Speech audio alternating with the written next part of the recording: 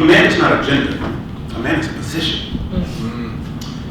There's qualifications that you have to have in order for you to determine yourself a man. Right? You just don't turn 18 and say, I'm a man. But that's what we think. Once you're 18, I'm a man. You could be 18 and you still be a male. If you have not developed the certain ingredients that it requires for you to be a man. So I was talking to my daughter the other day. I said, let me explain something to you. When you are categorizing what you're looking for out there in the world, one of the most important things you want to find that will determine that you are talking to a man is, first thing, has he ever completed anything? I said, now this is important, daughter. I said, because see, you're bringing to the table value based upon what you have completed. You are a UCLA graduate. It took work. You put the work in, no matter how hard it was, no matter how difficult it was. You completed that. You're not a quitter. Even when you go to school and you graduate and you were studying this and you go to a corporation that has no link to what you were studying in school, why will they hire you? Because they're looking at, can she complete something? Because if you find yourself a person that has not completed something, young man, they will use an excuse all the days of their life of why they haven't completed something. And you will have a circle of an individual that becomes a professional failure because they have not completed something. Now, young people in the room, listen to me. This is very important. Very important, what I'm saying to you. You can't afford to not complete something. Because that first completion is a little anchor. That next completion is another anchor. And before you know it, you have all those anchors of having achieved and having completed something. That when that big vision comes, you don't flinch at it because you have a history of completing things. From one complete to the next one. And you won't even flinch at what the average person considers hard.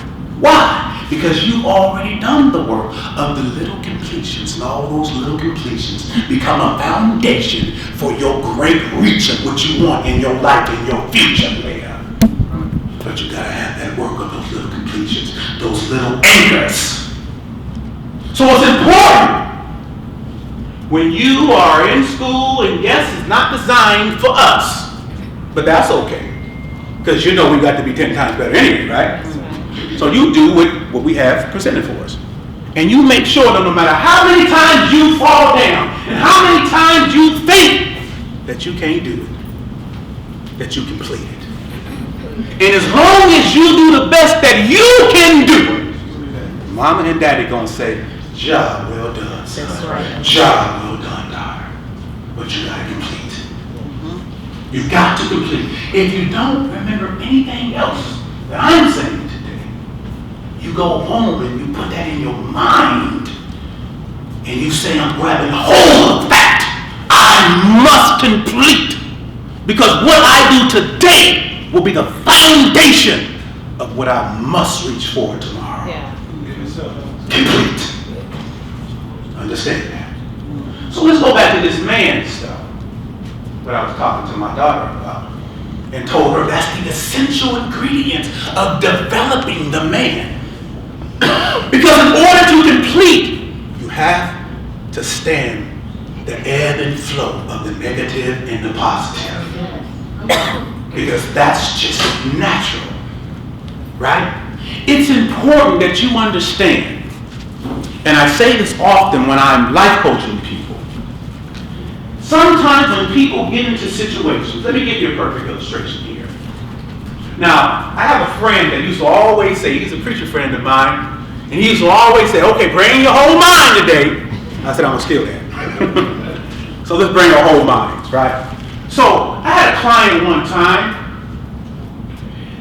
He was an entrepreneur, but he was a philanderer. A philanderer is an individual that likes messing with different women. A philanderer. Ain't that word? Right? Cheated, this is philanderer. He's a philanderer. So, he said something to me. Now listen, bring your whole mind. He said to me, I don't know why I keep doing what I'm doing. Listen, young people. I said, don't you ever say that again to me. You said, man, are you tripping? What? I said, I'm going to say it again. Don't you ever say that again to me. Then I said, this is what I want you to say. Say, I did it because I wanted to do it. Right. I said, say it. He said, I did it because I wanted to do it. I said, say it again. He said, I did it. I said, say it again. I did it because I wanted to do it. And then I said, I did it because I want to do it. I said, okay. I said, you feel the man in there? I said, right now we're not talking about right and wrong. We can't even get to that yet. Right now we're talking about accountability. Right? Because you said to me, I don't know why I keep doing it. And I'm saying to you, you can be in that space for 1,000,000 years until you identify the man in you that says, I did it because I wanted to do it. We ain't talking about right and wrong. You got to get there first. Right. Now once you get there, now you got the power to decide, do I want to be this kind of person? Yeah. I did it, young people, because I wanted to do it. Yes. Now we can get into the right and wrong. Now you make the decision whether you want to continue to be that kind of person, because you didn't have the power to change it when you were saying, I don't know why. Because you can be in that space forever. Accountability, young man. Yeah. I did it because I wanted to do it. Come on. Now you ask yourself, because you got the power now, do I want to be that kind of person? Yeah. You can't get there when you keep saying, I don't know why I keep doing it. You got to get to the accountability. You got to get to the man in you. First, I did it because I wanted to do it. Okay, man, all right. Now, do you still want to be that kind of person? That's the decision of right and wrong. But we need to get to accountability first. So, 2 things we learned today so far. We learned accountability. We learned that you are not a man just because you turned 18. We learned in connecting to that you must complete things, because that's the beginning foundation of what it looks like to be a man. My father said to me one day, he said, Andre, I have expectations of you, son. I said, what's that, Dad? He said, I know the race that you are running as a young black man. I know the disadvantages that you have as a young black man. But son, this race, I expect for you to complete it. I said, shoot, I can complete the race, Dad. He said, hold on. My father said, I expect for you to be first. Mm-hmm. Hold on, Pops. First? I've got enough struggle completing it. You want me to show up first? He said, yes. The genius of my father is because he knew I had to create that genius inside of me in order to fulfill what he asked of me. What I'm saying is that there's genius inside of you young folk. Young man, there's genius in you, man.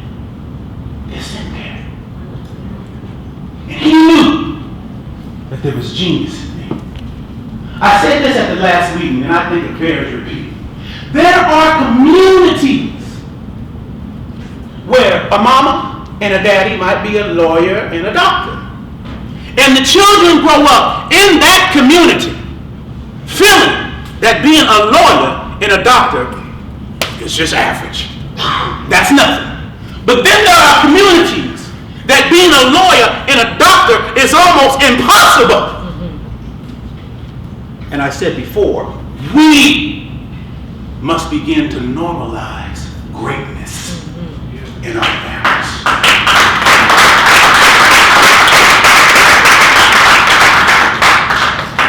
Because we're at a disadvantage if we don't. Right now, no matter what the disadvantages are in our lives, just like my father said, we have to normalize to our children, normalize greatness. Now listen to me. I come from a checkered past. From the streets, they said you could never be nothing. Had I believed that, I wouldn't be here today. We wouldn't have been able to accomplish police accountability when they laughed. I said when they laughed at me. I wasn't distracted by their laughter. I was in tune with what the Most High told me to do. You understand what I'm saying? It didn't matter where I came from. As a matter of fact, He chose those like me. That's right. As a matter of fact, the scripture declares, I chose the weak in this world to confound the wise. Those that are low, those that are dejected. Well, God, you're talking about me. You're right, son. And I'm going to take you, the chief sinner, turn your life around. Dig down, Andre, and get you. I mean, Andre, to get you, I got to have my extended arm down there to come get you. Yeah. And dig you up out of that mud and reconstruct you. And give you that pathway up out of the street so I can get you doing the work that I really called you in the earth to do. Yeah.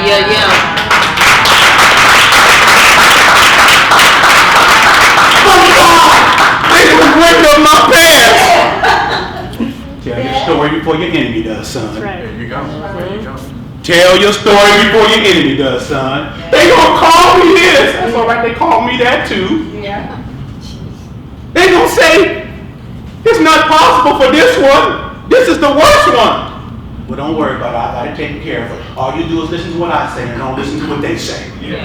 If you can practice on that, I know it sounds easy, son, but that's real hard when you got a whole city coming against you, talking about, do you know what he used to do?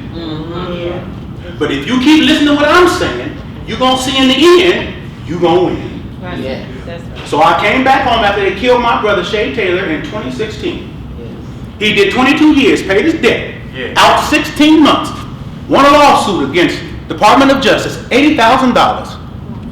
Got out, I went to him with the bank, went and put that money in the bank. I said, be careful, son, be careful. Little brother, I really believe that they never forgot that. I believe they watched them. Because when you see in the video, all those that seen the dash cam video, you know they executed them. Yeah, they executed. Sitting there for a long time. Yeah. So they handcuffed my brother. Yeah, they did. And then, that's my sister, that's our brother. They handcuffed him.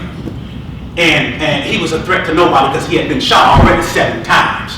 So they handcuffed him, put him on the ground, and they watched him with long guns over him while he was handcuffed for 8 minutes and let him bleed out. Oh yeah, that's what they did. So I came back home with a plan. And had thought about all the killings going on around the country. And what I thought about, why we keep losing this? What are we doing that we keep losing this? And I found out why we kept losing. Because I said, when our community, an incident happens, there is an immediate reaction from us. And I said, we might act out, and we got a right to. We might burn some stuff down, turn some cars or whatever. But then what happens is the media takes the attention off of the initial act of the police shooting, and they focus it on what we're doing. So the narrative is lost. So I said, oh no, okay, that's how they're doing that, huh? I said, so what I'm going to do, instead of being reactive, I'm going to be responsive. I'm going to do something different that they're not comfortable with. So they can't say, oh, this is shooting. We know exactly what they're going to do. They'll march for a couple of weeks, and then back to normal. So I said, okay, we're going to do that. So I came back the second day, the next day of my brother's death. And that week I sat down with the chief of police, and I told her something that shocked her. Because she was waiting for a reaction, and I gave her a response.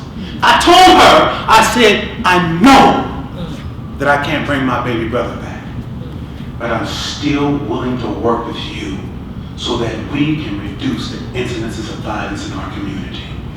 That shocked her, because she was waiting for that reaction that she normally gets, not a response. Now what we've done is we have elevated to the narrative here, because now what will be said is, oh my God, now every police official has to raise it up to this point, because I'm challenging them. I am coming to the police that just killed my brother, saying I'm still willing to work with you to reduce the incidences of violence. They never heard such a thing. Right. Right. And we kept that because we come to lead anyway. Let me just pull that cat out here. Right. This is no slave mentality. Right. Them days is over with. Because that genius young man that's inside of you. We come to lead. We come to show what it looks like to lead. Yes. So they said this. So what we did, we kept that narrative for 3 years. Kept the focus on the incident. Kept the pressure on law enforcement to come up here.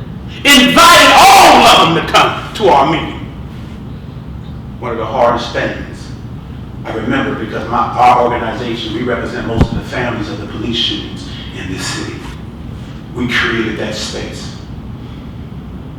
But it was hard when one of the mothers came to me and says, why would you invite the police chief over in Lakewood? Because they're responsible for killing my son. What you gonna do then? I said, sister, I understand.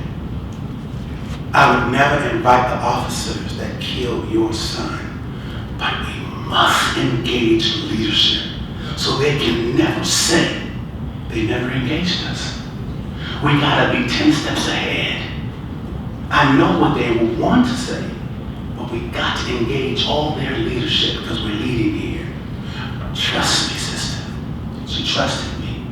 And the results of that trust is a changed law today. The results of that trust.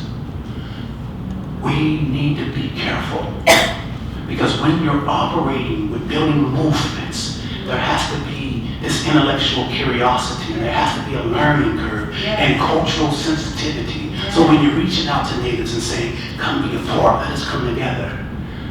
When there was a woman named Renee, what's Renee's last name, who was killed by Charlie, Renee Davis, and she was murdered like Charlie Laos in front of her children because she was having a crisis. The police went and murdered her. And my organization, not this time, we're talking about cultural sensitivity, wanted to throw a fundraiser for the children that were left behind. We thought that would be a beautiful thing to do. But we had a Native member in our, not this time, organization that said that would not be a wise thing to do. And I said, why, sister? She said, because Native culture does not allow a family member's name to be mentioned for a year. While we thought we would have been doing something wonderful, we would have been offensive. Cultural sensitivity. That's good. I like that. We had to have cultural sensitivity when we talk to Asian Pacific Islanders and Latino organizations. Cultural sensitivity. Understand, when we brought all people together, we had to understand the different do's and don'ts and appreciate and respect that. Because while we think we might be doing something wonderful, we could be extremely offensive.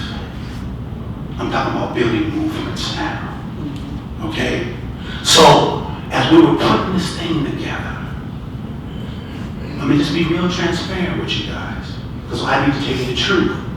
When I first came back home, I got a lot of pushback from the black community here.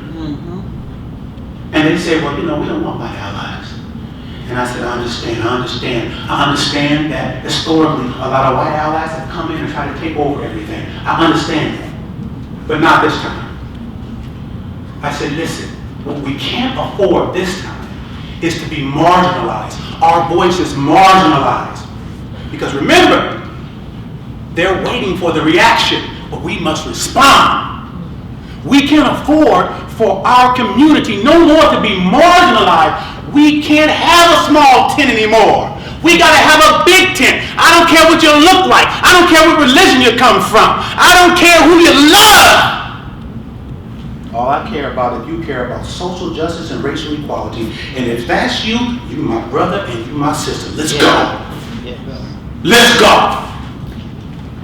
And that's what we did. We talking about bringing people together today.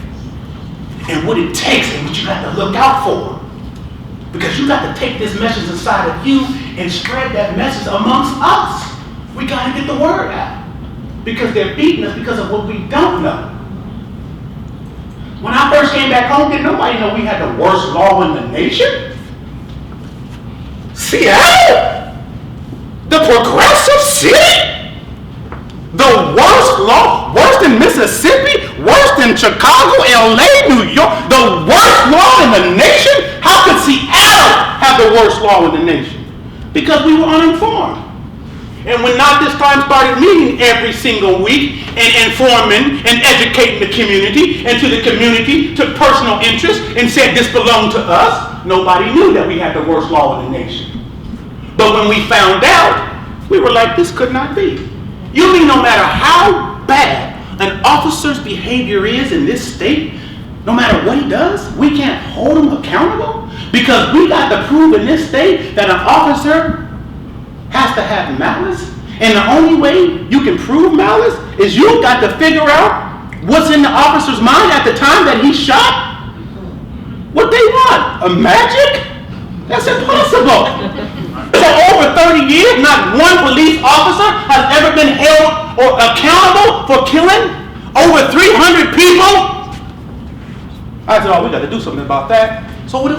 We change the law. What do you have today in Seattle? Our law says, listen, we got our attorneys together, wrote it the way the community wanted it.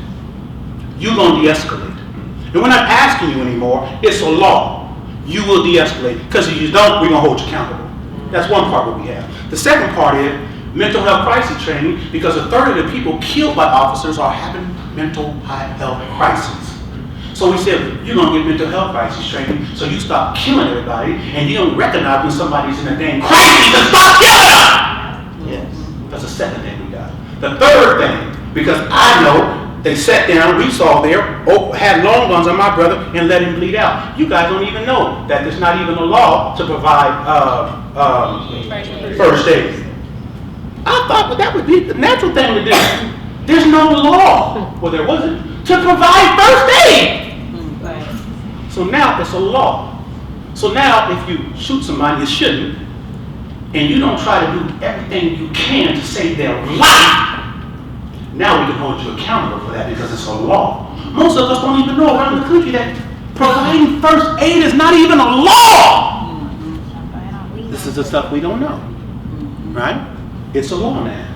And now we change. See, let me say this. When you or me, if we commit a homicide, there is a homicide investigation. When a police officer commits a homicide, there's no homicide investigation. Why is it important to have an investigation? Because they go like a year or two before the incident happened to find out what was going on leading up to the incident. I always say, was you messing with somebody's wife? What was going on before this incident that caused this incident to happen? Homicide investigation. When police kill, there is none of that. All they want to see is if the officer followed the law. And if the law is written that you got to find malice before you can prosecute, you can see why there is a de facto immunity in the law.